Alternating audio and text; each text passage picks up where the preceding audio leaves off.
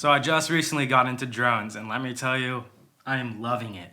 Although it is terrifying because I'm starting to get that itch to go in really small places and tight areas, and I have the Mavic Mini, so at least it's not the most expensive drone, but it's still, I mean, here in Australia, it's still like $800, so you don't want to see $800 just go down the toilet. Get down.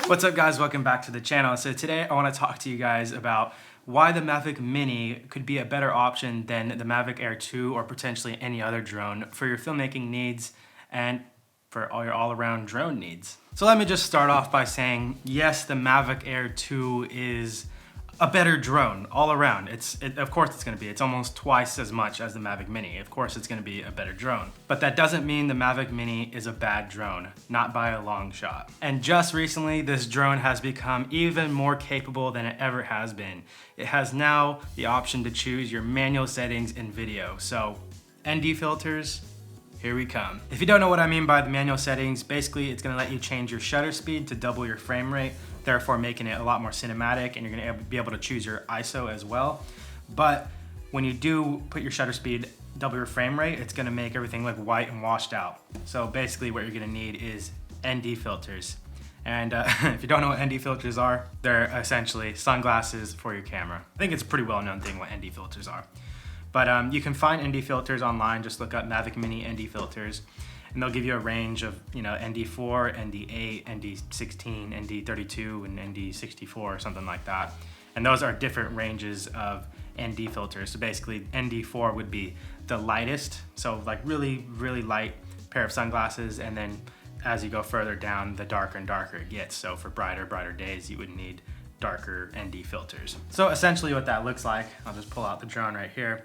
It gives you a little tab thing that you can stick onto the front of your camera, and then the ND filters have magnets on them, so you just magnetize a ND filter onto it. Really simple. And then bada boom, bada bing, you got yourself an ND filter, and then you choose from the myriad of different options. Despite all that, the Mavic Mini, it creates just a beautiful image, and if you're willing to work with it, like color grade it and color correct it, you can make something really beautiful out of this image. Now the next reason you might want this drone is, well, what it's known for, the 249 gram mark. So essentially you can fly this anywhere, take it anywhere without any kind of restrictions or having to get any permits or anything like that. So that's why this drone was made, because to get under that 250 gram limit. So this makes it a lot easier to go around and travel with.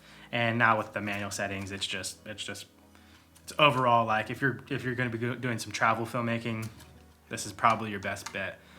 If you don't want any hassle or don't want to have to deal with any kind of restrictions or licensing and all that, it's a good option for that. Now, the next reason you might want the Mavic Mini is because it's the Mini. It's small and compact, and if you're looking to have a nice, small, and compact system, this is it. I mean, you can get the Mavic, what was that Mavic? What was that other one called? That's right, the Spark.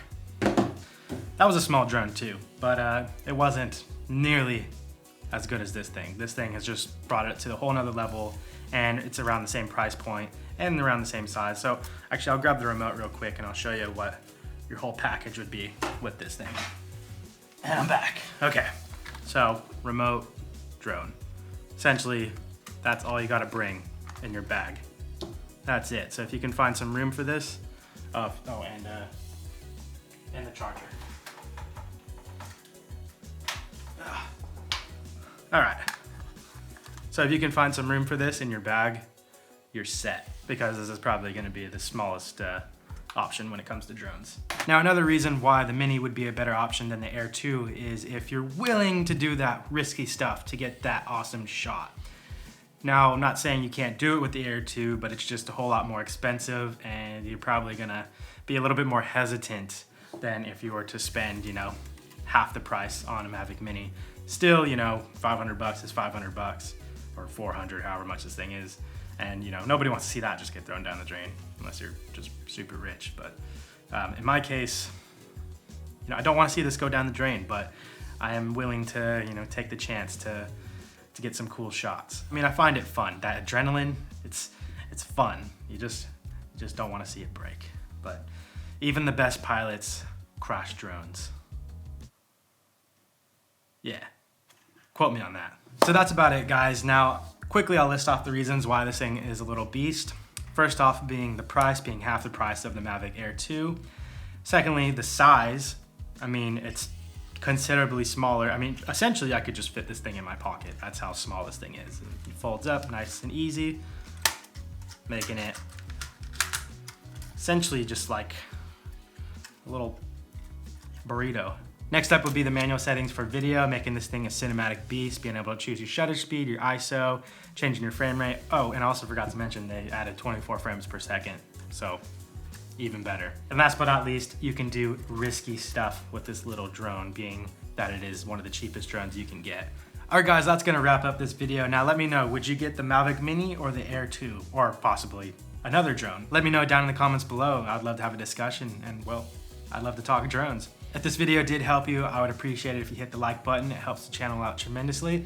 And if you're into filmmaking, drones, and editing, and well, everything to do with filmmaking and being a filmmaker, consider subscribing as well. I'd greatly appreciate it. And I'll see you in the next video. Peace! I know I said I was gonna stop doing that, but I'm gonna just keep doing it until I figure something else out. Peace!